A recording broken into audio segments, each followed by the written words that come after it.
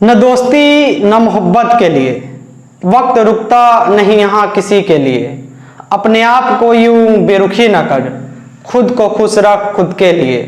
Hello, स्वागत है आप सभी का आपके अपने YouTube चैनल आरपीएस में और मैं हूं आपके साथ रोशन राही। तो दोस्त, आज हम लोग पढ़ेंगे बिहार बोर्ड क्लास 10 का मैथ का कुछ 2 नंबर वाले शॉर्ट क्वेश्चन, 2 नंबर वाले शॉर्ट क्वेश्चन और काफी इंपॉर्टेंट क्वेश्चन पढ़ेंगे जो ऐसे सवाल डायरेक्ट बोर्ड एग्जाम में पूछे जाते हैं। तो अगर आप क्लास 10 के विद्यार्थी हो तो वीडियो को ध्यान से देखें और आप अपने एग्जाम का प्रिपरेशन करते रहें। तो चलिए, सवाल फर्स्ट है, हम लोग शुरू करते हैं।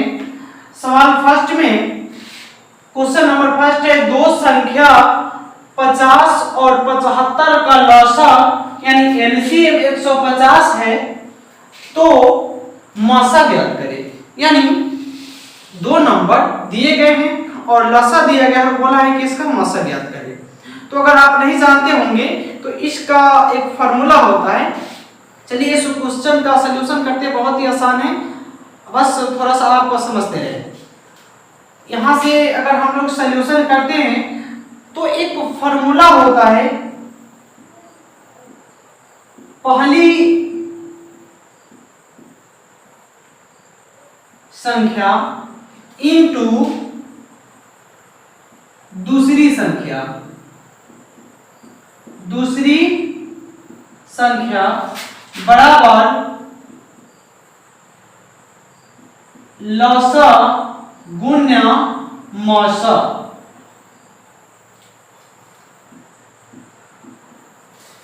एक नॉर्मल सा फार्मूला होता है। अगर आपको पहली संख्या निकालना हो तो भी यही फार्मूला, अगर दूसरी संख्या निकालना हो तो भी यही फार्मूला, अगर लसा निकालना है तो भी यही फार्मूला और मसा निकालना है तो भी यही फार्मूला। और इन 4 सवालों में से एक सवाल जरूर एग्जाम पूछेगा ही, अगर नहीं पूछेगा ऐसा हो ही नहीं सकता है।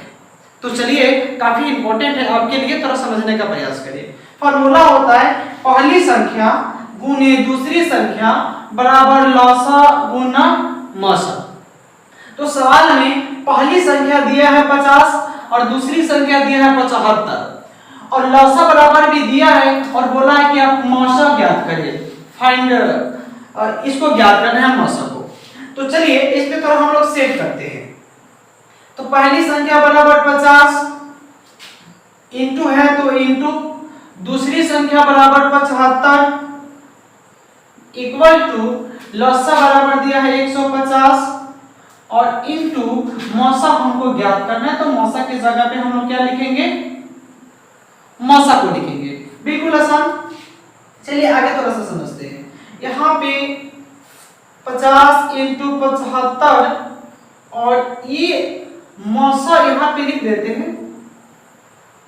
अब कोई भी चीज यहाँ ये गुना में है तो यहाँ आएगा तो ये भागा में जाएगा, यानी बाटा में जाएगा, तो हम इसको इधर भेज देंगे तो ये मौसा बराबर निकल जाएगा। 150 यहाँ गुना में है, अगर इसको बाटा के इधर हम लोग भेजेंगे तो ये आएगा बाटा में। किस में आएगा, बट्टा में। 1 0 से 1 0 खत्म हो गया, 5 तिया 15 और 3 से इसको कटाएंगे तो 3 दूना 6 और 3 5 15 यानी 25। ऐसा आएगा कि 25 बराबर मौसा, या हम लोग इसको अब सीधा करके लिख देंगे, या मौसा बराबर 25 और यही है आपका आंसर। बिल्कुल आसान है, आप बस थोड़ा समझते रहें और इस क्वेश्चन को थोड़ा ध्यान से समझेंगे और ऐसे सवाल बार-बार एग्जाम में पूछे जाते हैं। सवाल 2 को देखेंगे, काफी सुंदर और काफी आसान क्वेश्चन है और काफी इंपॉर्टेंट भी है। ऐसे सवाल कई दफा एग्जाम में पूछे जाते हैं। तो चलिए दोस्त, हम लोग शुरुआत करते हैं क्वेश्चन 2 से। बिल्कुल आसान लगेगा आपको। क्वेश्चन को सबसे पहले सवाल को पढ़ते हैं कि सवाल बोल क्या रहा है। 4 sin square 60 degree plus 10 square 30 degree plus 8 sin 45 degree into cos 45 degree. काफी आसान क्वेश्चन है, इसका सलूशन करना है। इस सवाल को बनाने से पहले आपको त्रिकोणमितीय मान याद होना चाहिए।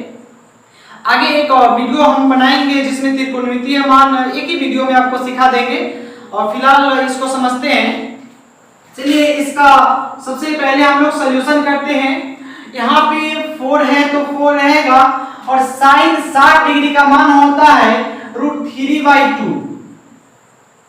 साइन 60 का मान होता है √3/2, और इस साइन का स्क्वायर है तो इसका स्क्वायर, इसके मान का स्क्वायर, यहाँ प्लस है तो प्लस tan स्क्वायर 30 डिग्री, तो tan 30 डिग्री का मान होता है 1/√3। तो यहाँ लिखेंगे 1/√3। आगे समझते हैं। और इसका स्क्वायर है तो इसका भी स्क्वायर, इसका यहाँ पे इसका स्क्वायर है तो इसका भी, इसके मान का भी स्क्वायर, और फिर से यहाँ प्लस है तो प्लस, और 8 है तो 8, और साइन 45 डिग्री का मान होता है 1/√2 इनटू, और फिर cos 45 डिग्री का मान भी होता है बबुआ 1/√2। तो हम भी यहाँ भी लिखेंगे 1/√2 इनटू यानी गुना। चलिए आगे बढ़ते हैं। जब हम लोग आगे बढ़ेंगे तो स्क्वायर, अगर 3 का स्क्वायर करेंगे तो अगर हम लोग √3 का स्क्वायर करेंगे तो यहाँ लिखेंगे √3 इनटू √3, और √3 और √3 को आपस में गुना करेंगे तो होगा √9, और जब इसका हम लोग वर्गमूल निकालेंगे तो आएगा 3, यानी √3 का अगर हम स्क्वायर करेंगे तो वैल्यू क्या आएगा 3। इतना बात आप थोड़ा ध्यान से समझते रहिएगा मेरे दोस्त। तो चलिए आगे हम लोग बढ़ते हैं सवाल में।